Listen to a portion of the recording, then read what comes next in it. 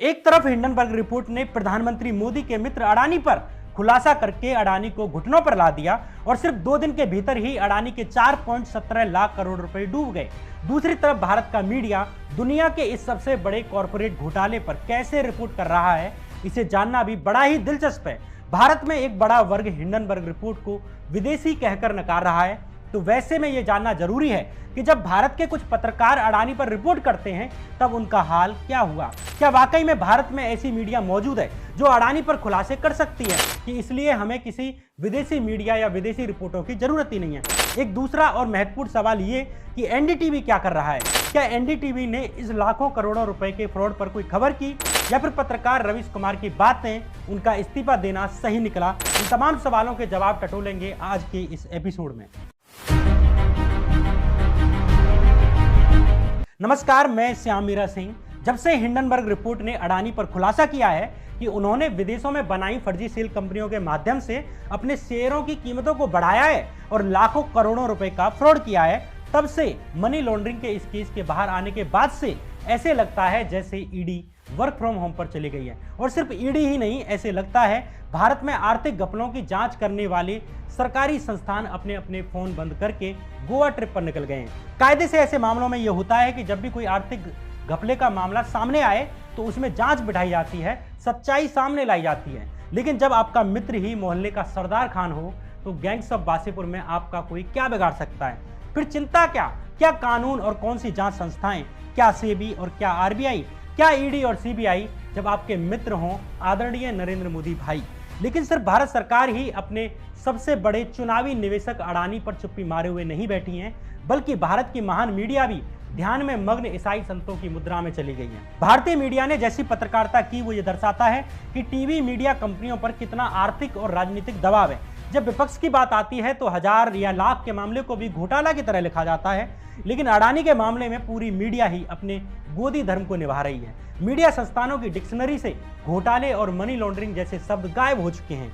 सिर्फ ये बताया जा रहा है कि आरोप है या सिर्फ ये बताया जा रहा है कि अडानी के शेयरों में हुई भारी गिरावट, मार्केट में मची खलबली। लेकिन ये नहीं बताया जा रहा कि शेयर मार्केट में ये खलबली मच क्यों रही है। आखिर हिंडनबर्ग की रिपोर्ट के अंदर क्या है? हिंडनबर्ग रिपोर्ट ने अडानी पर आरोप लगाए हैं, वो सही बात है, लेकिन आरोप लगाए क्या हैं ये तो बताइए।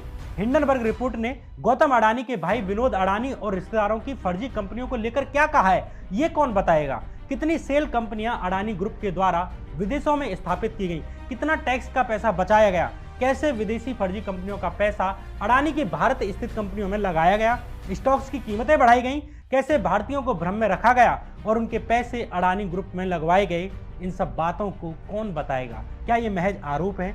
अब आप कहेंगे कि अभी ये प्रूव ही नहीं हुआ तो मीडिया क्या करे। सवाल तो यही है कि प्रूव कैसे हो? प्रूव तभी होगा ना जब सरकार जांच बिठाएगी, और जांच ही नहीं की जाएगी तो हिंडनबर्ग रिपोर्टों के तथ्यों को कैसे जांचा जाएगा। अब हिंडनबर्ग कोई कोर्ट तो है नहीं जो जांच भी खुद करे और निर्णय भी खुद दे दे। हिंडनबर्ग रिपोर्ट ने तो अपनी रिपोर्ट में कहा है कि हमने इस रिपोर्ट के लिए 2 साल इन्वेस्टिगेशन की है, अडानी की ही कंपनी में काम कर चुके दर्जनों सीनियर अधिकारियों से बात की है, अडानी की विदेशी फर्जी कंपनियों के तथ्यों को जांचने के लिए आधे दर्जन से अधिक देशों के चक्कर काटे हैं, वहां के कागजातों को टटोला है, तब जाकर ये खुलासा किया है। हिंडनबर्ग ने अपना काम कर दिया, अगला काम तो सरकार का है कि सरकार मनी लॉन्ड्रिंग से जुड़े इस केस के लिए ईडी की जांच बिठाए, तो सच जब जाकर बाहर आएगा। मीडिया का काम तो यही शुरू होता है कि मीडिया अब सवाल करे कि सरकार इस मामले की जांच क्यों नहीं करा रही। लेकिन पूरे मेन स्ट्रीम मीडिया में एक एंकर ये सवाल पूछते हुए नजर नहीं आता कि सरकार अडानी ग्रुप पर लगे इन आरोपों की जांच क्यों नहीं कर रही। एक टीवी चैनल ये सवाल नहीं कर रहा कि बात बात पर विपक्ष के नेताओं के घर भेजी जाने वाली ईडी देश के सबसे अमीर आदमी के घर में क्यों नहीं घुस रही है, जिसकी संपत्ति 2020 तक मात्र $20 बिलियन हुआ करती थी और मात्र 3 साल के अंदर ही उसकी संपत्ति $100 बिलियन बढ़ गई। ये कैसे हो सकता है? उसमें भी जब हिंडनबर्ग रिपोर्ट ने गंभीर खुलासे कर दिए हैं तब भी ईडी अडानी के घर छापे मारने के लिए क्यों नहीं जा रही है? आखिर ऐसा क्या कारण है इसके पीछे? अगर सच बाहर आएगा तो देश का ही फायदा होगा। जो लोग अडानी के फर्जी शेयरों में पैसा लगाकर डूबे और जो आगे जाकर डूबेंगे उन्हें बचाया जा सकता था, लेकिन अब भी सरकार ईडी पर कंट्रोल करके बैठी है और मीडिया भी एक भी सवाल सरकार से नहीं पूछ रही है कि आखिर सरकार चुप क्यों है। मीडिया की खबरें इतनी वेजिटेरियन हो चुकी हैं कि इनमें धोखाधड़ी और घोटाले जैसे नॉन वेजिटेरियन शब्दों का जिक्र भी नहीं है। मीडिया अडानी को हुए घाटे की बात तो कर रहा है, लेकिन घोटाले की बात को खा जा रहा है। यही मीडिया हिंडनबर्ग रिपोर्ट आने से पहले मीडिया के लिए प्रेम गीत गाने में पीछे नहीं हटता था। इनकी पुरानी हेडलाइनें देखिए, अंबानी नहीं अडानी कहिए जनाब। जब उद्योगपतियों के लिए इतने प्रेम से जनाब शब्द मुंह से निकलेगा तो घोटाले और मनी लॉन्ड्रिंग जैसे शब्द मुंह से कैसे निकल सकते हैं। एक और हेडलाइन देखिए, हार मानना अडानी कल्चर का हिस्सा नहीं रहा है। देश का कारोबारी नंबर 1 अडानी नंबर 1 गौतम अडानी ने बताया अपनी सफलता का मंत्र। सवाल यह है कि जो मीडिया अडानी की सफलता का मंत्र बताते बताते नहीं थकती थी, वो अडानी की घोटाले की कहानियां बताते हुए घोड़ी पर बैठे हुए दूल्हे की तरह शर्मा क्यों रही है। क्या किसी का ऊपर से दबाव है कि अडानी के घोटाले को नहीं लिखना है, अडानी की विदेशी फर्जी कंपनियों पर नहीं बोलना है, या मीडिया खुद ही इतना सेल्फ सेंसर्ड हो चुका है कि अपने मालिक और अपने मालिक के मित्रों को पहचानता है और खुद ही खुद को नियंत्रित करके रखता है। जब भारत की मीडिया में इतना दम नहीं है कि वो एक रिसर्च रिपोर्ट में हुए खुलासे का जिक्र करते हुए घोटाले और फर्जीवाड़े जैसे शब्दों को लिख सके, तो वो फर्जीवाड़े और घोटालों की खबरों को खुद कैसे निकाल के लाएगा। ऐसे दौर में किसी रिसर्च रिपोर्ट को सिर्फ विदेशी कहकर खारिज कर देना सही नहीं है। अगर ऐसा ही होता तो हिंडनबर्ग ने अपने देश अमेरिका की ही कंपनी निकोला मोटर्स को भी एक्सपोज नहीं किया होता। लेकिन वहां अंतर यह था कि वहां निकोला की जांच हुई और आरोप सही पाए गए, जिससे निकोला 34 बिलियन डॉलर की कंपनी से गिरकर 1 बिलियन डॉलर की कंपनी बनकर रह गई। लेकिन भारत में ऐसा नहीं है। यहाँ तो जिस मामले में अडानी का नाम जुड़ जाए वहाँ जांच की उम्मीद कोई कर भी नहीं सकता। जब हम हिंडनबर्ग को विदेशी कहकर खारिज करें, तब हमें ये भी समझना चाहिए कि भारत की मीडिया क्या कर रही है। उससे पहले कि आपको एनडीटीवी के बारे में बताऊं, उससे पहले आप उन मीडिया संस्थानों और पत्रकारों के बारे में जानिए जिन्होंने अडानी के ऊपर खबरें की, उनका आगे चलकर क्या हासिल हुआ। साल 2017 में ईपीडब्ल्यू मैगजीन ने अडानी पर खबर की तो अडानी ने ईपीडब्ल्यू मैगजीन को मुकदमे की धमकी दे डाली और ईपीडब्ल्यू मैगजीन ने डर कर वो खबर डिलीट कर दी और पत्रकार प्रंजय गुहा ठाकुर था, जो मैगजीन के संपादक थे, उनकी नौकरी छीन ली गई, उनसे इस्तीफा ले लिया गया। प्रंजय गुहा ठाकुरता पर फिलहाल दिल्ली, राजस्थान और गुजरात राज्य में अडानी ने 6 केस डाले हुए हैं। जब मैंने उनसे अडानी के मसले पर बात करने की कोशिश की तो उन्होंने कहा कि जब तक मामला कोर्ट में है उनके होठ सिल दिए गए हैं, वे अडानी के खिलाफ बोल नहीं सकते क्योंकि मामला कोर्ट में है। एक तो प्रंजय को संपादक जैसे बड़े पद से नौकरी खोनी पड़ी, ऊपर से अलग अलग राज्यों में अडानी के केस झेल रहे हैं, ऊपर से बोलने पर भी प्रतिबंध लगा दिया गया है। तो ऐसे में पत्रकार अडानी के खिलाफ क्या कर सकते हैं। ऐसे ही अडानी ने साल 2018 में द वायर नाम की वेबसाइट पर 100 करोड़ रुपए की मानहानि का केस ठोक दिया था।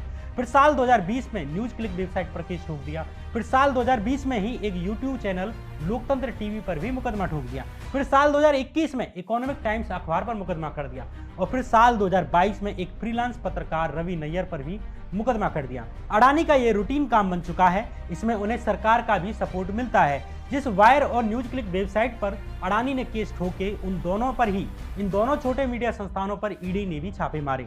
लेकिन है हिम्मत जो ईडी अडानी के घर पर क्या उसके नौकरों के घर पर भी छापा मार दे।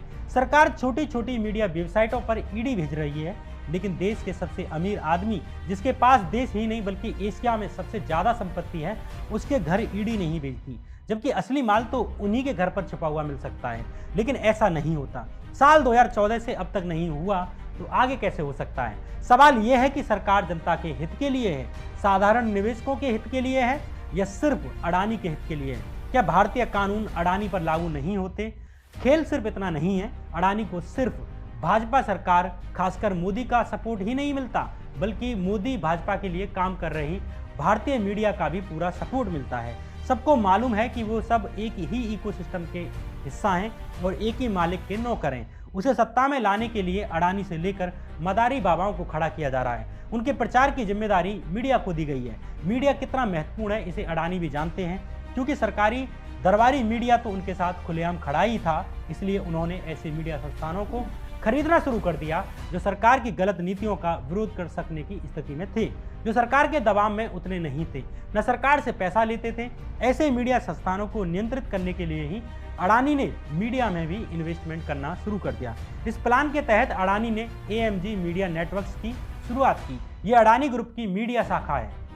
2022 के जून महीने में इस AMG मीडिया नेटवर्क्स ने ब्लूमबर्ग क्विंट नाम के मीडिया संस्थान को खरीद लिया और अगस्त 2022 में एनडीटीवी को खरीद लिया। ये दोनों संस्थान उन बचे कुचे मीडिया संस्थानों में से एक थे जो सरकार को लेकर थोड़े से क्रिटिकल थे। अब इन बचे कुचे मीडिया संस्थानों को भी पैसे के दम पर खरीद लिया गया। अब इसका कमाल देखिए, जो एनडीटीवी सरकार के आगे झुकता नहीं था, जिसके पास पत्रकार रवीश कुमार जैसा सेनापति था, आज उस एनडीटीवी ने हिंडनबर्ग खुलासे पर एक खबर नहीं की। एनडीटीवी की हिंदी वेबसाइट को हमने तलाशा, लेकिन जब से अडानी का खुलासा करने वाली हिंडनबर्ग रिपोर्ट आई है, तब से लेकर अब तक यानी कोई 4-5 दिन बीत जाने के बाद भी एनडीटीवी ने अडानी पर एक खबर नहीं छापी।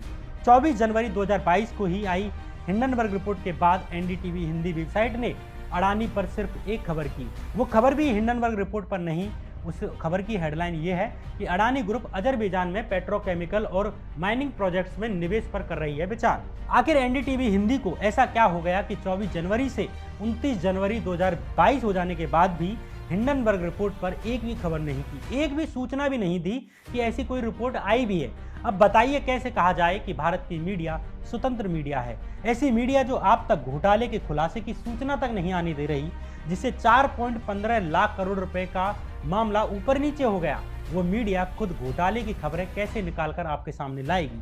ऐसा नहीं है कि बात सिर्फ एनडीटीवी की है या कुछ गिने चुने संस्थानों की है, बल्कि सबका ही यही हाल है। यकीन ना हो तो यूट्यूब पर एक बार हिंडनबर्ग रिसर्च अडानी लिखकर सर्च कीजिए, और अगर कोई भी एक बड़ा मीडिया संस्थान या एक मीडिया एंकर इस मसले पर खुलकर बात करता हुआ दिख जाए तो बताइएगा। एक तरफ देश की जनता के साथ हजारों करोड़ रुपए का धोखा हो रहा है, तो दूसरी तरफ खुद को विश्व का सबसे बड़ा मीडिया संस्थान कहने वाला आज तक चैनल उस खबर को छोड़कर आपको धीरेन्द्र शास्त्री की खबरें दिखा रहा है।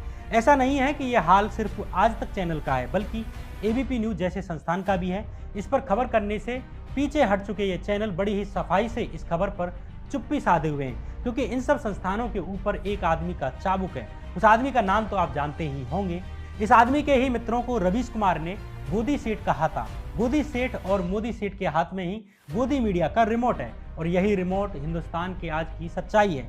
आपको लगता है कि आपकी टीवी पर दिखाई जाने वाली खबरों का रिमोट आपके हाथ में है।